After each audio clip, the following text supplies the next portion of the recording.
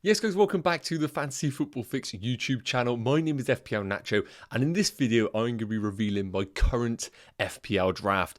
I done one last week and I've made some changes to it, and this is the best draft that I have built so far, so I cannot wait to show you that in this video. And importantly, we have some of the best managers in the world revealing their teams leading up into game week 1. If you want to check it out, head over to fantasyfootballfix.com. Link is in the bio, which will take you straight to those managers who have had some ridiculous top 10k finishes over the years. These guys are better than myself, so you're going to make sure you don't miss that out. So make sure on this video you do drop a like and of course smash that subscribe button. So without further ado, let's get into my current game week 1 draft.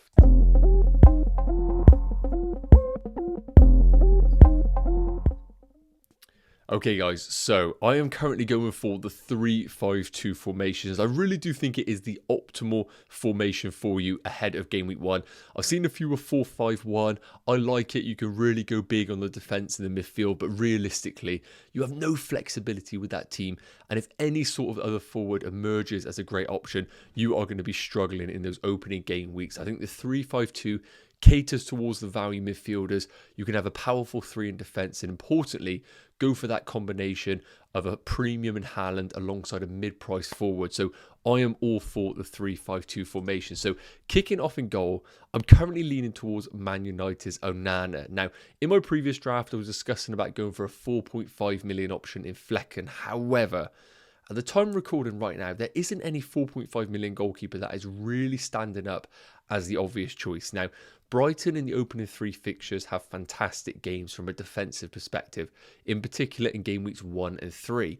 So I do think that the likes of Steele is going to be an attractive pick, but with their new signing during the summer, I think that shirt is still up for grabs. I expect Steele to play, but realistically, I don't want to have that headache if he was to lose his place after one bad game.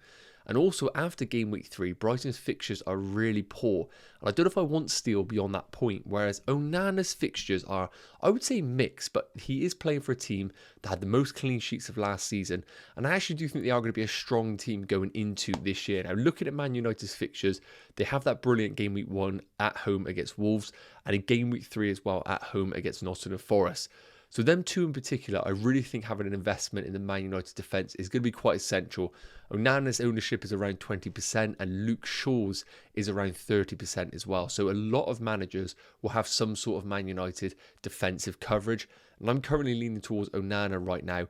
In the preseason games, he's accumulated so many passes that I think based on the bonus baseline, he is going to be fantastic this year. So if they keep a clean sheet, he is going to be right in and amongst those bonus points. So I can't ignore him right now. If a 4.5 emerges, then I will come down to it. But for now, Onana is my goalkeeper. Now, moving into the defenders, there's a couple here that have stuck every single draft that I have made. One of those being Arsenal's Gabriel. I still think that he is the best asset in this Arsenal defence. Arsenal currently looking like they might be going in for David Raya, which makes Ramsdale's spot really, really difficult to predict from a minutes perspective. Saliba versus Gabriel. I think Gabriel leads the way because of his expected goals over the last few years, definitely beating the likes of Saliba.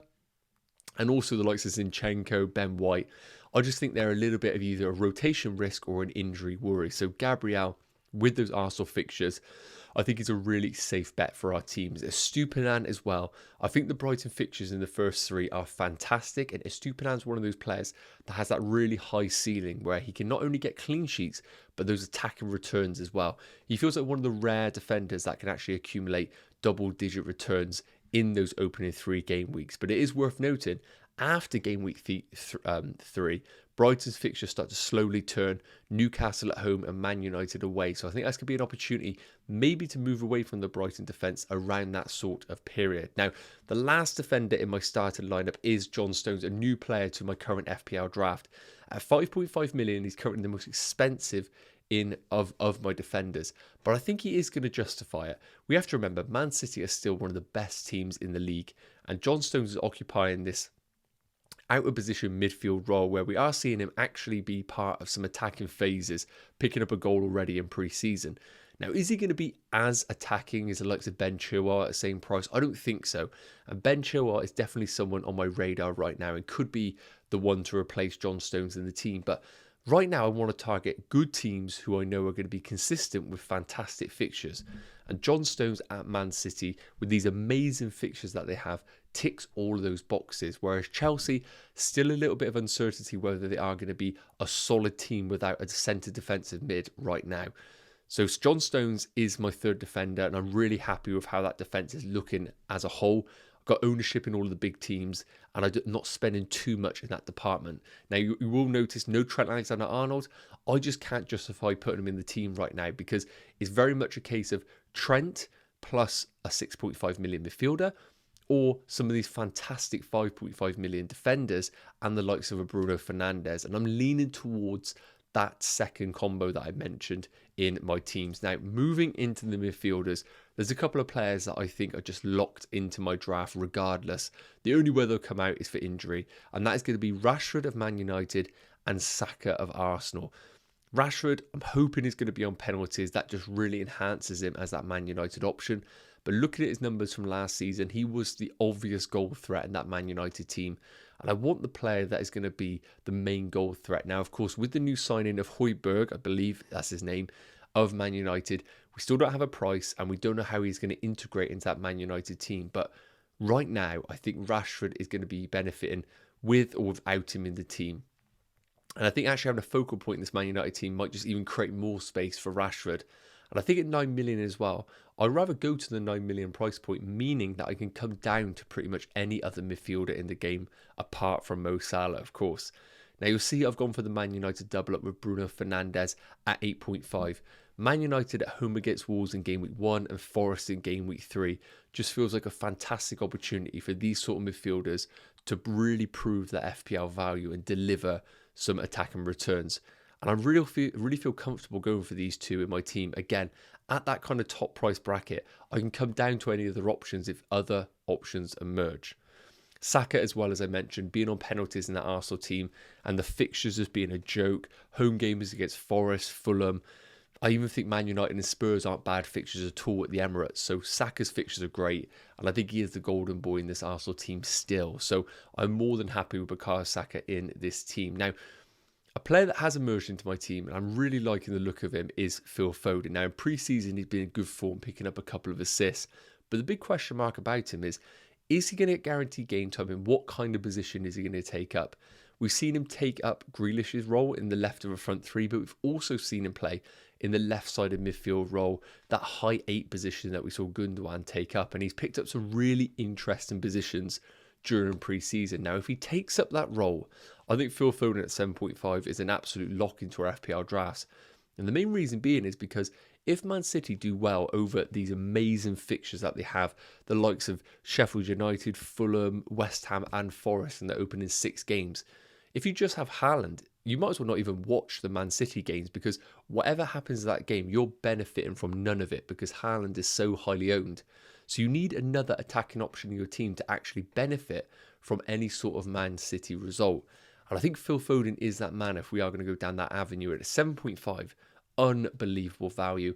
And what I do like as well is that you can maybe go sideways to a Maddison or come down to a 6.5 like an Mbeumo if he doesn't have his game time secure under Pep Guardiola. Now, the last midfielder that I do have is Brighton's Mitoma. I find it very difficult to go without a Brighton attacking option. Looking back at the numbers last year, they were posting nearly 2 XG per game. And as I said, I want to be buying players from teams that I know are going to be good, who have great fixtures. And in the opening 3 game weeks, they don't come much better for Brighton than Luton at home, Wolves away, who are looking really poor, and West Ham at home. Really, really good fixtures. And Mitoma, I think, is probably the most obvious game time security in that Brighton team. I think the other players are up for grabs. We still don't even know who the forward is going to be in that Brighton team. But with Mitoma, I think he is a really important part of that side. And I expect him to get decent minutes over that period. So I feel comfortable going for him as the 6.5 million midfielder. Now, of course, there's no Mo Salah in this midfield. But similar to the Trent situation, I simply can't justify him. Because if I put him in the team, I sacrifice all these fantastic 8.5s or 7.5 million midfielders. And for one man to take up that spot, he would have to really deliver in the opening game weeks. And I would much rather go without Mo Salah with the knowledge that I can pull the trigger on a wild card and bring him in if I go down that route. Now, last at moving into the forwards, This is going to be the boring part because I haven't made any changes to this. Haaland, again, there's no point talking about him because he is just an absolute essential in our teams. But Gabriel Jesus is going to be the other forward. I have built drafts with the likes of Watkins in there. I've built drafts with Darwin Núñez and Kunku, even Nicholas Jackson.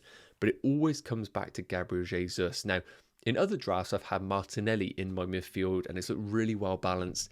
I've been able to then put the investment in Darwin Núñez of Liverpool.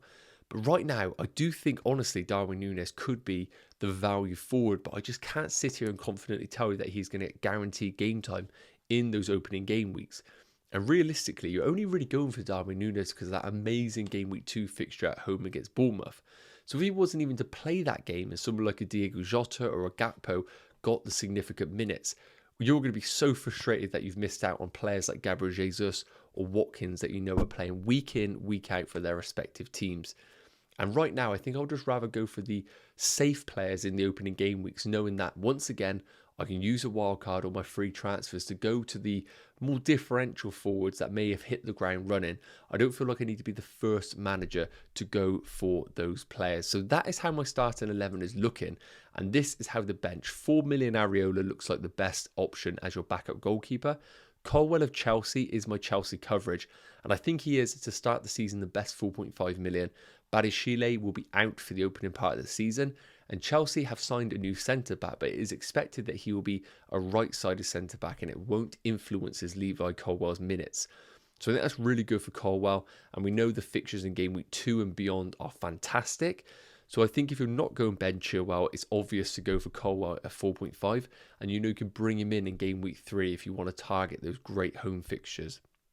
Kabore of Luton, looking like the leading 4 million defender, playing as a wing-back in a 3-5-2 formation. He could be really interesting. Again, we're not expecting much from Luton, but if we can get a starter at 4 million, that just seems like a no-brainer. And last up, I haven't seen a forward at 4.5 actually emerge as a standout option, but Mbama has had some decent game time in pre-season for West Ham. And if there is a chance of him getting some sort of game time during this season, I'm more than happy to pull the trigger on him as my 4.5 million forward. But again, make sure you do monitor the likes of Cameron Archer or Balogun if they were to get a Premier League loan move. Worth noting with this draft that it actually has 0.5 million in the bank, which I think is really, really important when you are building your game week 1 teams. Of course, if you spend the 100 million, that's absolutely fine. But I like having a bit of money in the bank for the flexibility in your team. So for example, let's take Phil Foden for an example. If he was to be rotated in the early game weeks, and someone like a Maddison had an early price rise to 7.6 million, if you didn't have the money in the bank, you'd be locked in on Foden or going down or using a second free transfer. Having that money in the bank just means that you don't have to worry about those early price changes. You can let the players go up in price, knowing that you have that slight cushion with that money available. So I like having the 0.5, and this is really beneficial for this team because let's say in game week 3, if Ben Chilwell goes off, I can simply upgrade the likes of an Estupinan to a Ben Chilwell if his price didn't go through the roof. So that's really important and what I really do like about this draft as well. So thank you so much for tuning into this video, guys. That is my game week 1 current draft. Let me know your thoughts in the comments. And once again, if you are trying to keep up to date with some of the best managers in the world and their team reveals, check out the link in the bio. Head over to fantasyfootballfix.com. These managers are ridiculous, and it's just an amazing opportunity for you to follow them. You can even turn on push notifications, so anytime they make a change to their team, you will be updated instantly. And that is something that I have done personally myself. So thank you so much for tuning in, guys. Make sure you do like and subscribe to the channel, and I'll see you in the next one. Take care. Cheers.